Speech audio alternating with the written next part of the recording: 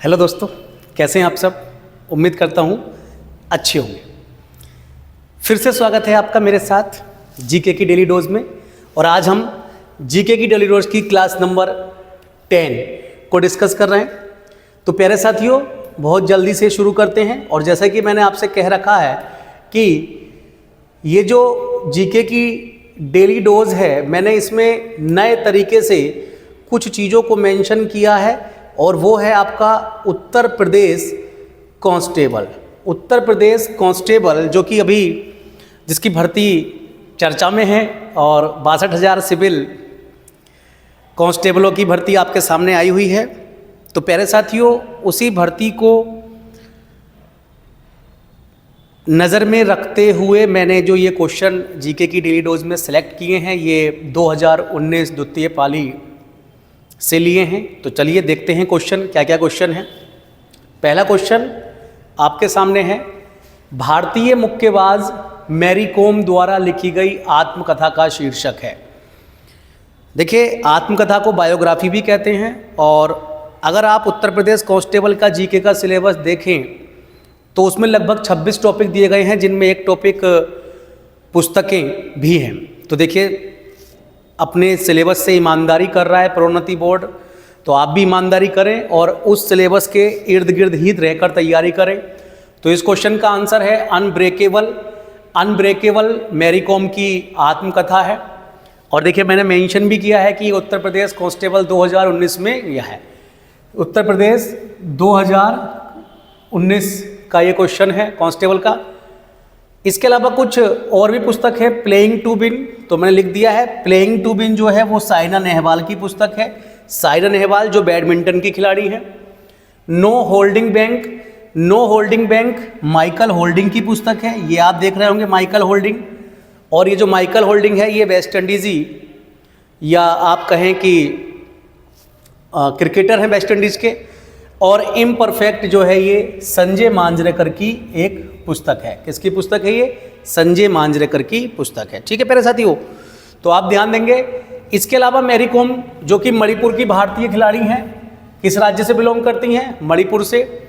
इन्होंने जो अपने जीवन में उपलब्धियां हासिल की हैं उनमें एक है स्वर्ण पदक, जो इन्होंने 2018 के कॉमनवेल्थ गेम्स में जीता था। उसके अतिरिक्त 2012 में लंदन ओलंपिक्स में इन्होंने कांस्य पदक जीता था। तो प्यारे बच्चों, ये आपके सामने एक इन्फॉर्मेशन है, लेकिन इस क्वेश्चन से रिलेटेड एक्स्ट्रा इन्फॉर्मेशन भी मैंने आपके लिए कुछ संभाल कर रखी है। क्योंकि देखिए, मैरी कॉम की आत्मकथा पूछी है तो ज़रूरी नहीं है कि अगले वर्ष जो इस वर्ष परीक्षा होने वाली है 24 में, तो हो सकता है किसी अन्य खिलाड़ी की भी आत्मकथा पूछ ले। तो इसलिए मैंने कहा कि सिलेबस के इर्द गिर्द ही अपनी तैयारी करनी है। तो देखिए, आपके सामने मैं लेकर आया हूँ कुछ चुनिंदा खिलाड़ियों की आत्मकथा। चलिए मेरे साथ कवर करते हैं और हम देखते हैं कि जो ये आत्मकथा है, जैसे playing it my way Sachin Tendulkar की आत्मकथा है। The test of my life Yuvraj Singh की आत्मकथा है। Ace against odds Sania Mirza की आत्मकथा है। अनगार्डेड मिताली राज क्रिकेटर हैं, उनकी आत्मकथा है। गोल मेजर ध्यानचंद की आत्मकथा है। Race of my life Milkha Singh की आत्मकथा है। गोल्डन गर्ल पीटी उषा की आत्मकथा है। ए shot at history Abhinav Bindra की आत्मकथा है। Believe what life and cricket taught me Suresh Raina की आत्मकथा है। माइंड मास्टर विश्वनाथ आनंद की आत्मकथा है। और शटल की रानी पीवी सिंधु की आत्मकथा है। तो देखिए, आप इसका स्क्रीनशॉट ले लीजिए। इतनी जानकारी आपको मिल रही है, ये आप ध्यान कर सकते हैं। ठीक है, इंपॉर्टेंट है। आगे चलते हैं अगले क्वेश्चन की ओर। अगला क्वेश्चन, 65वें राष्ट्रीय फिल्म पुरस्कारों में किसने सर्वश्रेष्ठ लोकप्रिय फिल्म पुरस्कार जीता है? तो आप इसको देख सकते हैं, 65वें राष्ट्रीय। अब देखिए, चूंकि ये 2019 में आया था और जो 65वां फिल्म पुरस्कार था वो उस समय का करंट का क्वेश्चन था, तो इसलिए प्यारे बच्चों आप ऐसा समझें कि अब जो आपके लिए क्वेश्चन आएगा वो क्वेश्चन मैंने लिख कर दे दिया है अलग से। 69वां राष्ट्रीय फिल्म पुरस्कार, 69वां राष्ट्रीय फिल्म पुरस्कार जो कि 2021 की जो फिल्म थी उनसे रिलेटेड था, क्योंकि कोरोना की वजह से थोड़ा पीछे चल रहा है ये। तो सबसे पहली चीज, जो राष्ट्रीय फिल्म पुरस्कार है उसका प्रारंभ 1954 से है, 1954 से ये दिए जाते हैं। ये जो 2021 की फिल्मों के लिए 69वें राष्ट्रीय फिल्म पुरस्कार दिए गए हैं, ये आपके अभी हाल ही में 2023 लास्ट में इनकी घोषणा हुई है। ठीक है, तो बात कर लेते हैं। बेस्ट फीचर फिल्म रॉकेटरी है, बेस्ट एक्टर अल्लू अर्जुन पुष्पा के लिए दिया गया है, बेस्ट एक्ट्रेस आलिया भट्ट हैं गंगूबाई के लिए, और कृति सेनन मिमी के लिए, दोनों को संयुक्त रूप से दिया गया है। और मोस्ट इंपॉर्टेंट, दादा साहेब फाल्के पुरस्कार वहीदा रहमान को दिया गया है। प्यारे साथियों, इतनी इंफॉर्मेशन आपको इस दूसरे क्वेश्चन से लेनी चाहिए। आगे बढ़ते हैं, क्वेश्चन नंबर 3 देखिए, स्क्रीनशॉट भी लेते रहें। चित्रकूट जलप्रपात भारत के किस राज्य में स्थित है? यह भी यूपी कांस्टेबल 2019 का क्वेश्चन है। तो इसका आंसर है छत्तीसगढ़। चित्रकूट जो जलप्रपात है वो इंद्रावती नदी पर है। इंद्रावती नदी जो इंद्रावती नेशनल पार्क से भी होकर बहती है, छत्तीसगढ़ की प्रमुख नदी है, मुख्य नदी है। एक बात और, जो ये चित्रकूट जलप्रपात है इसको भारत का नियाग्रा भी कहा जाता है। नियाग्रा आप सब जानते होंगे, विश्व का सबसे बड़ा जलप्रपातों में शामिल है।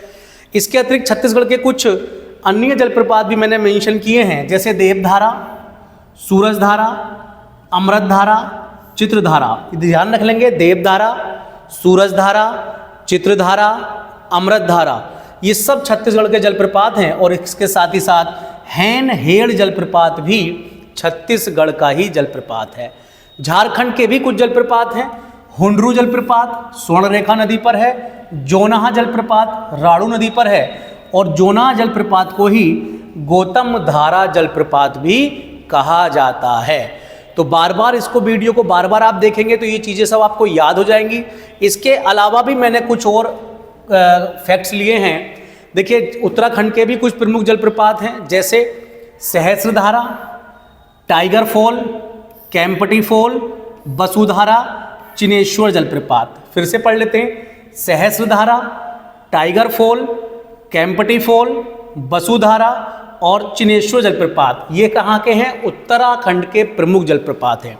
इसके साथ ही प्यारे बच्चों, जो भारत के सबसे ऊंचे जलप्रपात हैं उनकी भी एक लिस्ट मैंने आपको दे दी है। कुचिकल जलप्रपात कर्नाटक में है, 455 मीटर ऊंचा है, देख रहे हैं आप ये। बरही पानी जलप्रपात उड़ीसा में है, 399 मीटर ऊंचा है। नोह कलिकाई जलप्रपात मेघालय में है, 340 मीटर ऊंचा है। दूध सागर जलप्रपात गोवा में है, 310 मीटर ऊंचा है।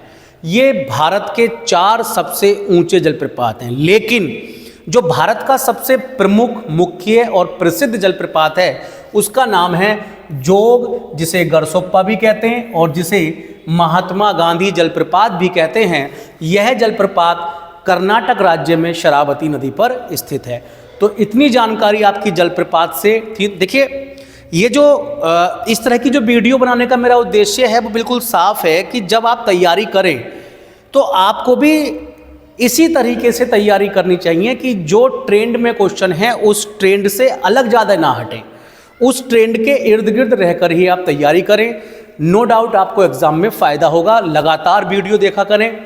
अगला क्वेश्चन आगे बढ़ते हैं। अगला क्वेश्चन वेनेजुएला की राजधानी है। अब देखिए, जो 26 टॉपिक हैं कांस्टेबल में, उसमें एक टॉपिक है आपका राजधानी और मुद्रा।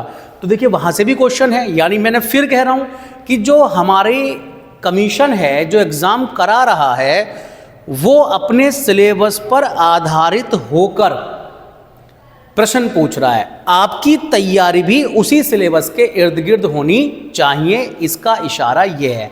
तो चलते हैं फटाफट से। तो देखिए, वेनेजुएला की राजधानी मार्क की हुई है, काराकस है। इसके अलावा 3 और राजधानियां यहाँ पे लिखी हुई हैं। निकोसिया साइप्रस की राजधानी है, एस सल्वाडोर एल सल्वाडोर की राजधानी है, और क्विटो इक्वाडोर की राजधानी है। साइप्रस यूरोप का एक देश है जिसकी मुद्रा यूरो है। एल सल्वाडोर मध्य अमेरिका में स्थित एक देश है जिसकी मुद्रा डॉलर है। और इक्वाडोर दक्षिण अमेरिका में स्थित एक देश है जिसकी मुद्रा भी डॉलर है। वेनेजुएला की बात करें तो वेनेजुएला की राजधानी काराकस हो गई है, मुद्रा बोलीवर है और ये दक्षिण अमेरिका महाद्वीप में स्थित एक देश है। वेनेजुएला के बारे में अतिरिक्त जानकारी ये है प्यारे बच्चों कि यह या वेनेजुएला में जो तेल होता है, खनिज तेल, उसका सबसे बड़ा भंडार पाया जाता है विश्व का। और दूसरी इंपॉर्टेंट जानकारी यहाँ पर यह है कि जो विश्व के सबसे अमीर व्यक्तियों की लिस्ट में रहते हैं, जिनका नाम है जेफ बेजोस, जो अमेजॉन कंपनी के मालिक भी हैं, ये भी कहाँ से संबंधित है? वेनेजुएला से ही संबंधित है। ठीक है प्यारे बच्चों, तो चलते हैं अगले क्वेश्चन की ओर। अगला क्वेश्चन है ऑस्ट्रेलिया के एकमात्र द्वीपीय राज्य का नाम बताइए। द्वीपीय राज्य का मतलब आप समझ सकते हैं कि जिसके चारों ओर पानी है। तो ऑस्ट्रेलिया का एकमात्र द्वीपीय राज्य मार्क किया हुआ है तस्मानिया, यानी ये चारों द्वीप हैं, कैप्री द्वीप है, इविसा द्वीप है, तस्मानिया द्वीप है, रोड्स द्वीप है। तो इन चारों की इंफॉर्मेशन भी मैंने आपको लिख दी है। जो कैप्री द्वीप है वो इटली में है, टायरानियन सागर में स्थित है, इबिसा द्वीप स्पेन में है, भूमध्य सागर में स्थित है, और रोड्स द्वीप जो है वो ग्रीस में स्थित है। और जो तस्मानिया द्वीप है वो ऑस्ट्रेलिया का एक राज्य है और ऑस्ट्रेलिया से ये बॉस जल संधि द्वारा अलग होता है। अगले चित्र में मैंने आपको दिखाने का प्रयास किया है कि कैसे ये ऑस्ट्रेलिया ने कहाँ पर है। तो जैसे कि भारत और श्रीलंका के बीच में संबंध है कि भारत की मुख्य भूमि से दूर है श्रीलंका, तो उसमें ही जो है इस तरह से देखिए मैंने आपको ये दिखाने का प्रयास किया है। ये ऑस्ट्रेलिया का एक साधारण सा मैप है, पॉलिटिकल मैप है। तो ऑस्ट्रेलिया के जो है कुछ राज्य मैंने यहाँ बताए हैं। तो ऑस्ट्रेलिया में राज्य हैं, पहला राज्य है पश्चिमी ऑस्ट्रेलिया जिसकी राजधानी पर्थ है। दूसरा है उत्तरी क्षेत्र जिसकी राजधानी डार्विन है। तीसरा है दक्षिणी ऑस्ट्रेलिया जिसकी राजधानी एडिलेड है। चौथा है क्वींसलैंड जिसकी राजधानी ब्रिस्बेन है। पांचवा राज्य है ऑस्ट्रेलिया का न्यू साउथ वेल्स जिसकी राजधानी सिडनी है। छठा राज्य है ऑस्ट्रेलिया का विक्टोरिया जिसकी राजधानी मेलबर्न है। और सातवां राज्य है तस्मानिया जिसकी राजधानी हावर्ट है। अब देखिए तस्मानिया ऑस्ट्रेलिया की जो मुख्य भूमि है उससे अलग है। और एक बात और बच्चों कि जो ऑस्ट्रेलिया की राजधानी है, जो राष्ट्रीय राजधानी क्षेत्र है वो कैनबरा है, जो न्यू साउथ वेल्स में ही पड़ता है। ठीक है, तो ये आप इसका स्क्रीनशॉट ले सकते हैं। तो ये फटाफट से मेरे साथ जीके की डेली डोज में आप डेली जुड़ा करें।